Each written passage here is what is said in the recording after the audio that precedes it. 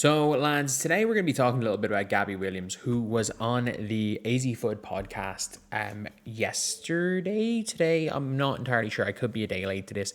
I'm not entirely sure, as you can tell. Like, I'm not home at the minute. Got to get this video out and one more out today. And yeah, she went on the AZ Foot podcast. And I stand by this. Foot Around and Find Out is a very, very, you know, no, I'm a big fan of that. The name is good. The name is good, like, but yeah. So obviously, look, Gabby Williams is one of the better players in the WNBA. She was a first-time All-Star this year, and where I would rank her in terms of WNBA players, somewhere maybe around 30th. I think she's an occasional All-Star. She's not like perennial. She's an occasional All-Star. That's kind of the level that Gabby Williams is at, for being honest. And this is what she said about the Chicago Sky organization, who did draft her, and she did play a couple of years for the Sky. And then, if I'm not mistaken, in 2021, there was big issues because she didn't make it back in time because of the Olympics, something to do with the Olympics in Tokyo, playing for France. I can't remember what exactly happened in 2021, but basically the Sky, as good as, kicked her off the team. So anyway, yeah, let's take a listen here. Great for me in Chicago as it was. I think it was just it was very obvious that it wasn't the right fit. And I was honest with them, even before draft night, they called me oh, we heard that you have a French passport. And I was like, yeah, don't draft me if that's going to be a problem. And they still drafted me and it became a problem. But I was always very open and honest that if I ever got called to the national team that I would go. It was something that was always just a huge priority for me. I mean, playing for your national team is just different than pro. It's just a legacy that you kind of just want to leave. And an opportunity to play in the Olympics, there was no way that I was going to give anything up for that.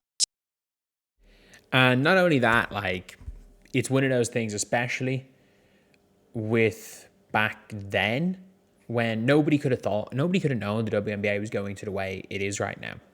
Nobody could have known the WNBA was going to boom. So the assumption was, that overseas was the move. And Gabby Williams, as a European player, gets paid more overseas. The best Americans do, but if you have a European passport and you are comparable to the best Americans, you are making a shitload of money. You are making a ton of money. And the reason is that in domestic leagues, you can have unlimited amount of Europeans. I think in EuroLeague, if I'm not mistaken, you can as well. Maybe not in the women's, but you can have an unlimited amount of Europeans, but you can only have I think you can have an unlimited amount of Americans in EuroLeague. I'm not entirely sure. I'm not sure about the women's, but I do know that you can, you obviously can have an unlimited amount of locals and Europeans. So if you can play as a local in a league, your money's way up. So obviously she would have played for France because it made her more money. Gabby confirming everything saying that is not a response to that. But so basically she's told Chicago Sky not to draft her. They told Chicago Sky not to draft her. They still drafted her. And then there were genuinely issues with Gabby Williams going to the Olympics. And that just shows how bad an organization the Chicago Sky is. That she literally told them that it was going to be a problem. And there's a reason why Gabby Williams literally didn't play in the WNBA for a while. Gabby Williams, we can't forget it. Gabby Williams literally didn't play in the WNBA in 2023.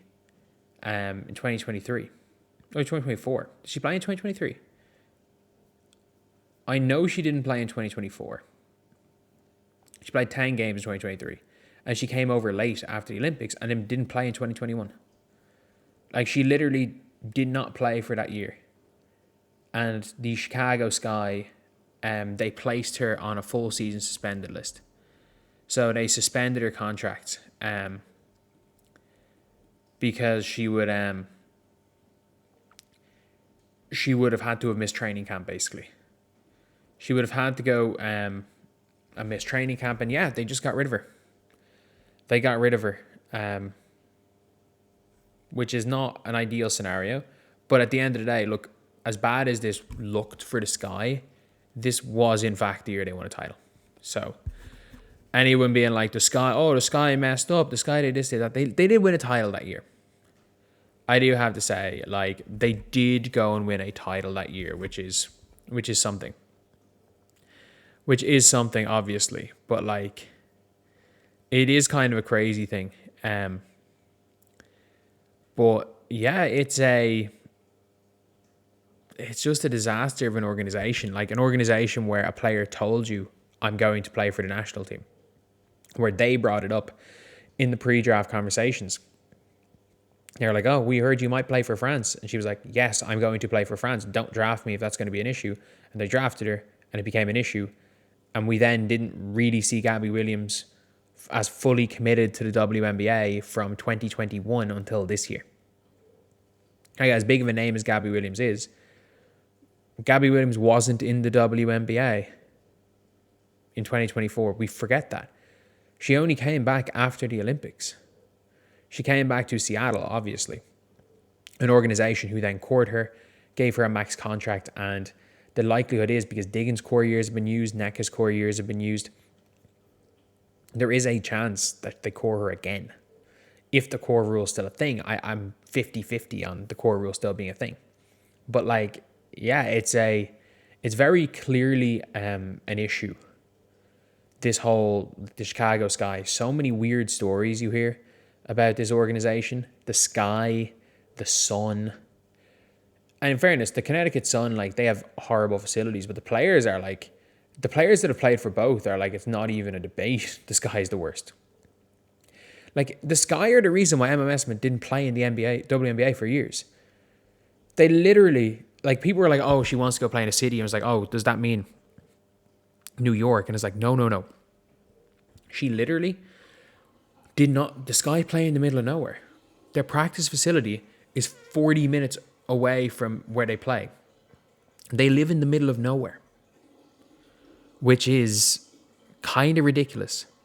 That a organization that is a pro sports organization puts their players up in housing in the middle of nowhere. So yeah, it's not ideal at all. But anyway, yeah, that's Gabby Williams talking about her experience with the Sky, who are a absolute shit show of an organization. I think that's a fair way to describe it. So anyway, yeah, that is the video. Let me know what you guys start thinking in the comment section below. And as always, thank you guys for watching. Please like, comment, and subscribe. And also, lads, if you guys are interested, members only videos are on the channel right now. I'll see you guys.